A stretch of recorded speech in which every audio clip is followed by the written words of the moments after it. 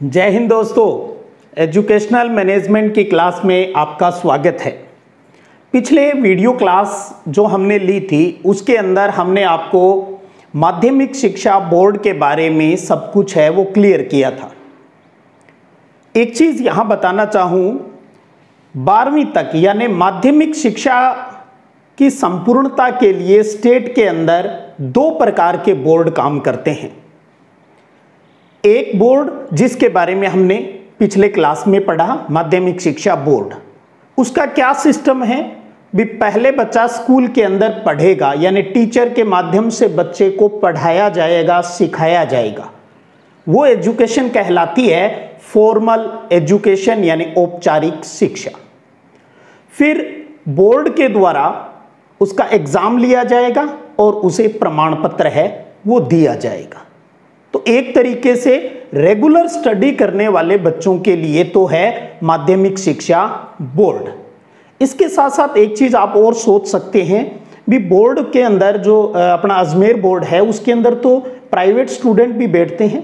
तो देखिएगा जो प्राइवेट स्टूडेंट उस बोर्ड में बैठते हैं उनके ऊपर रेगुलर स्टूडेंट वाली कंडीशन अप्लाई रहती है। जो एग्जाम होगा यानी जिस साल एग्जाम होगा उसी साल उसको बैठना होगा। पास हो गया सभी सब्जेक्ट में तो पास, वरना फेल, अगले साल उसे दोबारा देना पड़ेगा। अब क्या है, उस रेगुलर स्टूडेंट की तरह या उस तरह के प्राइवेट स्टूडेंट की तरह बात नहीं सोचते हुए एक अलग संदर्भ में सोचिएगा।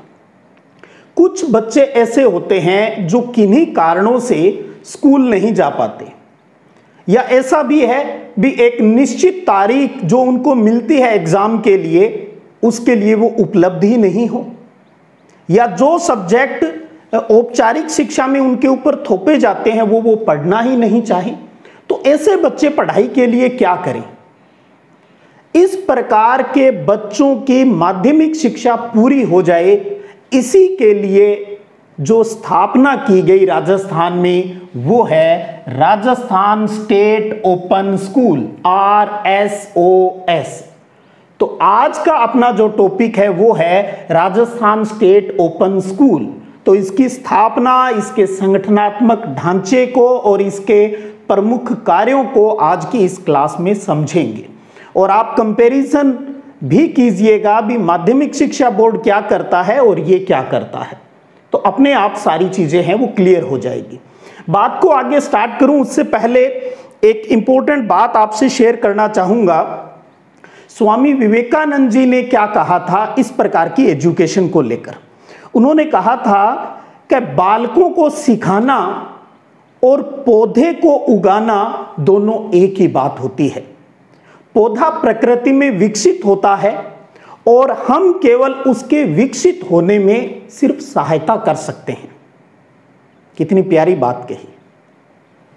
लेकिन हम बालकों को सिखाते हैं, अक्सर हमारे दिमाग में यही रहता है, एक टीचर के भी एक अभिभावक के भी, हम बच्चों को सिखाते हैं। ये बात ही सारी गड़बड़ी पैदा करती है। विवेकानंद जी ने कहा इसके बारे में, हमें बालकों के लिए केवल वो संसाधन जुटाना है ताकि वो अपने हाथ, पैर, कान, नाक आदि के द्वारा अपनी बुद्धि के माध्यम से स्वयं सीख ले। हमें बच्चे को इस प्रकार से तैयार करना है भी वो सीख ले। नेहरू जी ने भी कहा था 1963 में जब शिक्षा मंत्रियों की बैठक थी, उन्होंने कहा था अरे हमारा काम तो ऐसे बच्चों को केवल संसाधन मुहैया कराना है, वो सीख तो अपने आप जाएंगे, वो अपने आप सीख जाएंगे। और इसीलिए स्टार्ट हुआ राजस्थान में भी राजस्थान स्टेट ओपन स्कूल। सबसे प्यारा प्रश्न यहीं से स्टार्ट हो जाता है, ये किस प्रकार का बोर्ड है? तो ध्यान दीजिए, वंचित वर्ग जो है, जो किसी कारणों से रेगुलर नहीं पढ़ सकता, इस प्रकार के स्वयं पाठी विद्यार्थियों का, शिक्षार्थियों का एक बोर्ड है जो कि एक ऑटोनोमस बॉडी है, स्वायत्त शासी संस्थान है। माध्यमिक शिक्षा बोर्ड भी ऑटोनोमस है, ये भी ऑटोनोमस है, और दोनों ही माध्यमिक शिक्षा विभाग के अधीन है, वो कार्य करती है। स्थापना की बात करें तो इसकी स्थापना हुई 21 मार्च 2005 को। बहुत इंपॉर्टेंट लाइन, 21 मार्च 2005 को, और कहां पर हुई? जयपुर के अंदर। इसका जो मुख्यालय है डॉक्टर राधाकृष्ण जो संकुल है उसके अंदर, एकलव्य भवन के अंदर इसका जो मुख्यालय है वो अवस्थित है। तो 21 मार्च 2005 जयपुर में RSOS की स्थापना की गई और इसका रजिस्ट्रेशन भी इसी दिन हुआ। जिस दिन इसका रजिस्ट्रेशन हुआ उसी दिन इसकी स्थापना है वो हो जाती है। ये दूसरा इंपॉर्टेंट क्वेश्चन, जिस एक्ट के तहत इसका रजिस्ट्रेशन हुआ उसका नाम ध्यान रखिएगा अच्छे से, वो है राजस्थान संस्था पंजीकरण अधिनियम 1958। इसके तहत 21 मार्च 2005 को इसका रजिस्ट्रेशन हो गया। इसका आदर्श वाक्य है सभी तक सबके लिए। सीधी सी बात है, सबको माध्यमिक शिक्षा मिले यानी 12वीं तक की पढ़ाई मिले, ये इसका उद्देश्य है। अब बात करते हैं सिलेबस के अकॉर्डिंग, और सबसे पहले इसके संगठन यानी इसके स्ट्रक्चर की बात। तो इस प्रकार के कार्य के लिए नीति निर्धारित करने के लिए होती है एक शासी परिषद, गवर्निंग काउंसिल होती है, और उस गवर्निंग काउंसिल का जो अध्यक्ष होता है वो होते हैं शिक्षा मंत्री। तो राजस्थान के जो शिक्षा मंत्री होते हैं वो उस गवर्निंग काउंसिल के अध्यक्ष होते हैं, और ये काउंसिल है वो पॉलिसी बनाती है इस प्रकार के कार्यों के लिए। फिर आता है शासी परिषद, जो नीति नियम बना देते हैं उनका क्रियान्वयन किस प्रकार से हो, तो इसके लिए होता है निष्पादन मंडल होता है, यानी एग्जीक्यूटिव समिति कमेटी है वो होती है ईसी।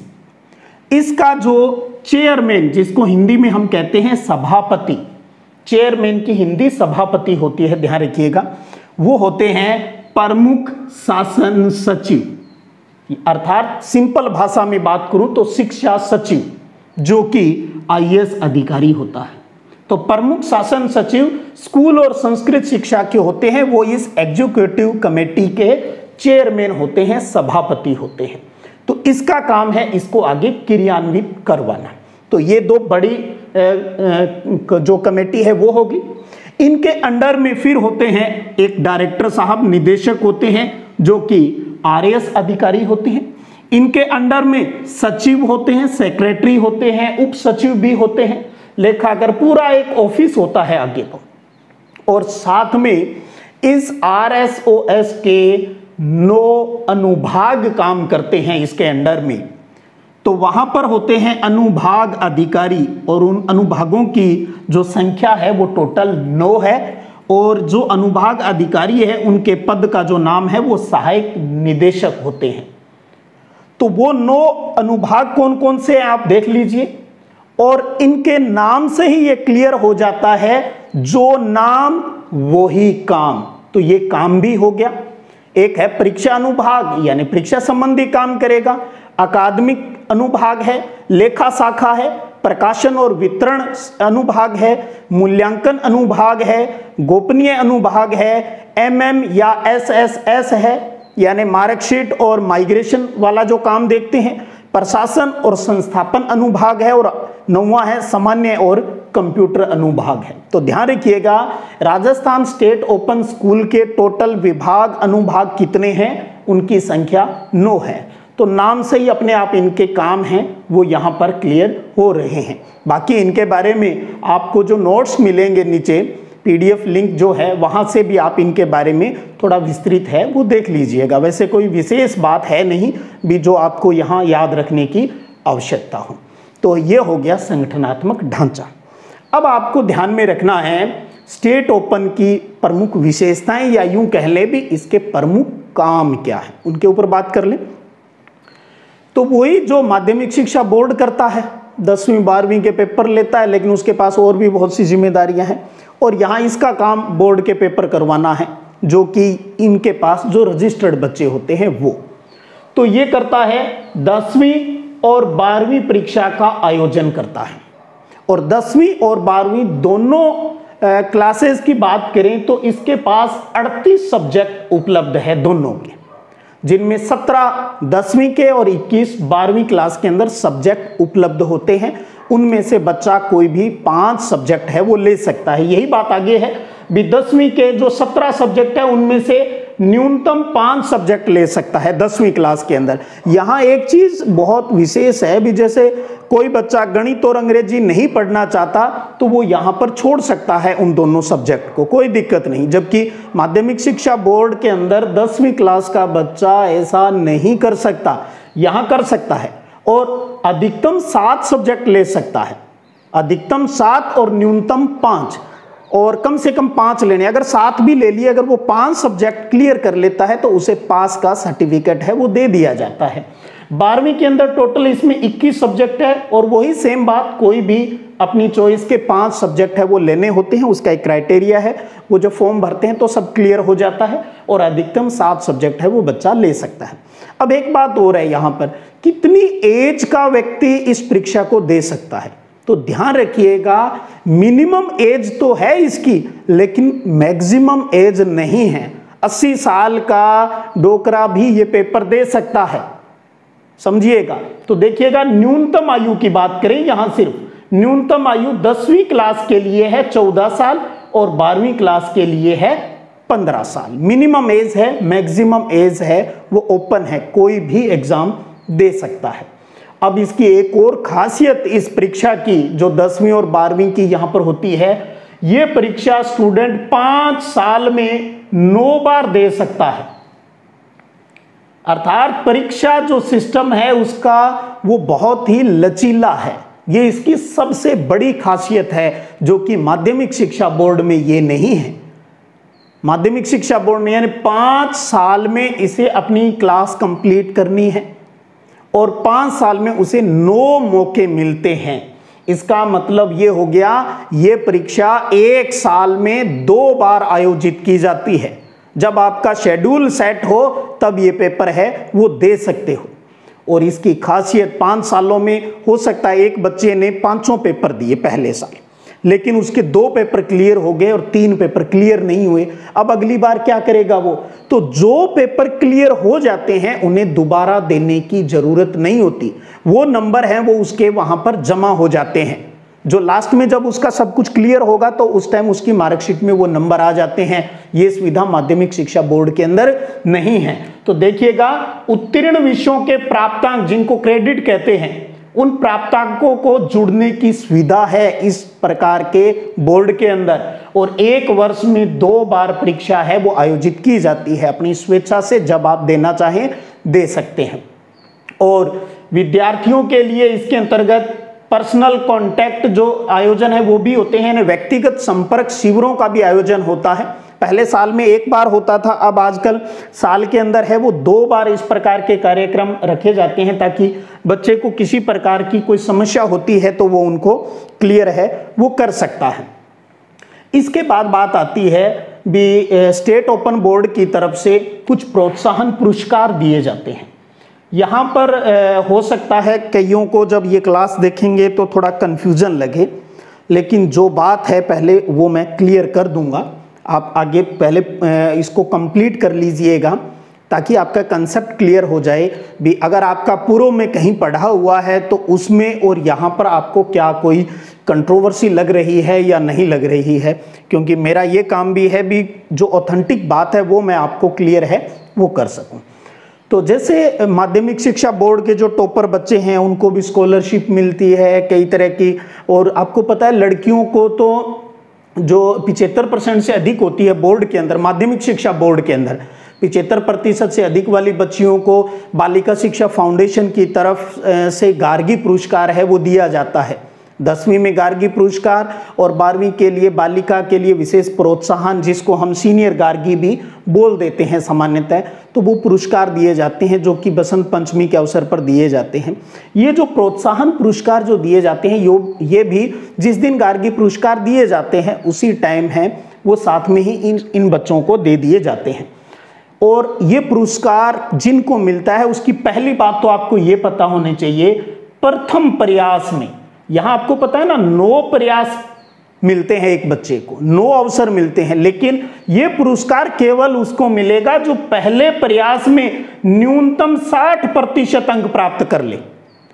इसमें क्राइटेरिया आप सोचेंगे बहुत कम क्राइटेरिया रखा है पुरस्कार के लिए, क्योंकि आपको पता है ओपन बोर्ड में परसेंटेज है वो थोड़े कम रहते हैं। तो प्रथम प्रयास में सभी विषय क्लियर करने वाले को ये प्रोत्साहन पुरस्कार मिलता है और टॉपर को ही मिलता है, लेकिन कंडीशन है भी न्यूनतम 60% मार्क्स आने चाहिए। 60 से कम है तो उसको टॉपर है। अगर वो 59% वाला अगर स्टेट टॉपर करता है, डिस्ट्रिक्ट के अंदर टॉप रहता है, तो उसको ये पुरस्कार नहीं मिलेगा। टॉपर है लेकिन 60% से कम होने पर ये पुरस्कार उसको नहीं मिलेगा। अब यहां सबसे इंपॉर्टेंट बात जो आपको ध्यान रखनी है, प्रोत्साहन पुरस्कार यहां पर लड़कों को और लड़कियों को दोनों को दिया जाता है। नाम महत्वपूर्ण है। लड़कों को जो स्टेट ओपन बोर्ड पुरस्कार देता है उसका नाम है एकलव्य पुरस्कार, एकलव्य पुरस्कार। और जबकि लड़कियों को जो पुरस्कार मिलता है उसका नाम है मीरा पुरस्कार। तो एकलव्य और मीरा पुरस्कार 10वीं और 12वीं दोनों ही छात्र छात्राओं यानी महिला और पुरुष को मिलता है। किसकी तरफ से? राजस्थान स्टेट ओपन बोर्ड की तरफ से मिलता है। ये सुपर इंपॉर्टेंट क्वेश्चन बनता है यहां पर। अब बात ये है भी ये किस लेवल तक की बात है। तो बात करें राज्य स्तर के ऊपर जो फर्स्ट रहता है, स्टेट लेवल के ऊपर जो फर्स्ट लड़का रहता है उसको एकलव्य पुरस्कार के तहत, लड़की जो टॉपर रहती है उसको मीरा पुरस्कार के तहत 21,000 रुपए दिए जाते हैं। 21,000। इसी प्रकार से जो जिला स्तर पर लड़का टॉप रहता है उसको एकलव्य पुरस्कार के तहत, और जो लड़की टॉप रहती है उसको मीरा पुरस्कार के तहत डिस्ट्रिक्ट लेवल पर 11,000 रुपए है, वो प्रोत्साहन स्वरूप है, वो दिए जाते हैं।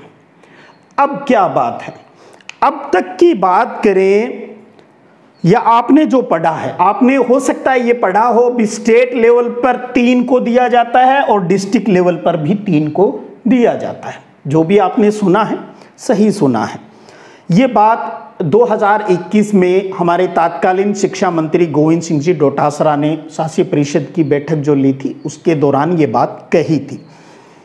लेकिन 2020 के जो ये एकलव्य और मीरा जो पुरस्कार है वो अभी हाल ही में दिए गए हैं, थोड़े टाइम पहले ही दिए गए हैं, और अभी तक पुराने सिस्टम के तहत ही दिए गए हैं, क्योंकि नए सिस्टम की घोषणा हो चुकी थी, उसका नोटिफिकेशन अभी आना बाकी है। जिस दिन नोटिफिकेशन आ जाएगा उस दिन मैं भी आपको वो अपडेट है वो बता दूंगा। लेकिन मैं चाहूं जब तक सिर्फ अखबार में छपने मात्र से हम ये नहीं कह सकते भी अब ये हो गया, जब तक कि ऑथेंटिक नोटिफिकेशन नहीं आता है। तो इसलिए मैं यहाँ केवल वही जो 2020 तक रहा है और जो हाल ही में उसके तहत जो पुरस्कार दिए गए हैं उनकी बात ही मैंने यहाँ तक की है। इसलिए आप कोई कंट्रोवर्सी में मत पड़िए भी हमने तो ये पढ़ा है, आप तो सही नहीं बता रहे, आप तो ये कह रहे हो भी एक लड़का और एक लड़की, यानी 2 ही स्टेट लेवल पर मिलते हैं और एक लड़का और एक लड़की हर डिस्ट्रिक्ट में 2 को ही मिलते हैं, जबकि हमने तो 3 स्टेट लेवल पर और 3 डिस्ट्रिक्ट लेवल पर पढ़े हैं। तो उसके साथ एक चीज़ और बता दूं, फिर ब्लॉक लेवल पर भी घोषणा की हुई है, ब्लॉक लेवल पर भी कह 3-3 को ही हम देंगे। तो ये चीज़ मैं आपको ऐड करवा देता हूं, जो कि स्टेट लेवल पर 21,000 की बात है और डिस्ट्रिक्ट लेवल के टॉपर को 11,000 की बात है कि ब्लॉक लेवल वाले को हम 5100 रुपये देंगे, ऐसी बात आ चुकी है। लेकिन ये बात मैं तभी आपको क्लियर करूंगा जब नोटिफिकेशन आ जाएगा। तब तक आप जो चल रहा है उसको ध्यान दीजिए। और सबसे बड़ी बात, क्यों उलझ रहे हो, फर्स्ट का तो ध्यान रख ही लो, 21,000 और 11,000 है। क्योंकि अक्सर जो साथी तैयारी करते हैं ना, कई बार क्या होता है वो बहुत से साथी ऐसे होते हैं जिनको कंट्रोवर्सी के अंदर अपने आप को उलझाने में बड़ा आनंद आता है। एक थोड़ा गुरु मंत्र भी आपको ये दे रहा हूँ। आप क्यों सोचते हो भी जिसमें कंट्रोवर्सी है वही पेपर में आएगा? मैं कह रहा हूँ जिसमें कंट्रोवर्सी होती है या कोई ऐसा लगता है भी उसको क्लियरिटी अभी तक नहीं हो पाई, वो कभी पेपर के अंदर नहीं आता। अगर आता है तो आपको पता है हमेशा चैलेंज होता है और बहुत बड़ी समस्या है वो आरपीएससी के सामने आ जाती है। तो आजकल तो आरपीएससी में काफ़ी उसको अकल आ रही है भी इस प्रकार के क्वेश्चन है वो न डालूं तो ही ठीक है। तो ध्यान रखिएगा, ज़्यादा जहाँ कोई थोड़ा बहुत भी लगे छोड़ दिया करो, कोई फ़र्क नहीं पड़ता ऐसी चीज़। मूल कंसेप्ट ध्यान रखो ना, एकलव्य और मीरा पुरस्कार कौन देता है, कितना प्यारा क्वेश्चन बनता है। और ये भी उनको जो फर्स्ट प्रयास में जो क्लियर कर पाता है। अगर कोई 2 साल में क्लियर कर पा रहा है, भले ही उसके 90% आ जाए भी, दोनों साल के नंबरों को मिलाकर सब्जेक्टों को जोड़कर, तो उसको ये पुरस्कार है वो नहीं मिलता है। तो ये था आज की अपनी इस क्लास के अंदर राजस्थान स्टेट ओपन बोर्ड की स्थापना, संगठनात्मक ढांचे को और उसके प्रमुख विशेषताएं या कार्यों की बात हमने यहाँ पर है वो की है। उम्मीद करता हूँ ये सब कंसेप्ट क्लियर हो रहा होगा। आप इसका स्क्रीनशॉट लेकर इसको उतार भी लिया करो। अक्सर मैं कहता हूँ जो बोर्ड पर जो मैं प्रेजेंटेशन करता हूँ उसको नोट्स फॉर्म में आप जरूर उतारें। भले ही मैं आपको नोट्स के रूप में पीडीएफ दे रहा हूँ, लेकिन आप देखेंगे ना उस पीडीएफ को पढ़ने के बाद में तो यही सार उसमें से निकलता है, या कोई एक आधी बात जो आपको लगे आप वो बाद में भी इसके अंदर नोट है वो कर सकते हो। तो आपके लिए मैं डबल काम, आपको विस्तृत नोट्स भी दे रहा हूं और साथ में मैं आपको नोट्स हैं वो भी बनवा रहा हूं। तो लास्ट में आप देखेंगे बहुत ही कम जगह में आपकी पूरी मैनेजमेंट है वो कंप्लीट है, वो हो जाती है। तो कैसी लगी आज की क्लास कमेंट कीजिएगा, और आप चाहें तो अपने दोस्तों को इसको शेयर भी कीजिएगा। कमेंट जरूर कीजिएगा, जो भी साथी एजुकेशनल मैनेजमेंट की यहाँ से क्लास ले रहा है, देख रहा है, कमेंट की मैं जरूर आपसे उम्मीद है वो करूँगा। चलिएगा, फिर मिलेंगे एक नए टॉपिक के साथ अगले वीडियो सेशन में। तब तक जय हिंद, जय भारत, वंदे मातरम।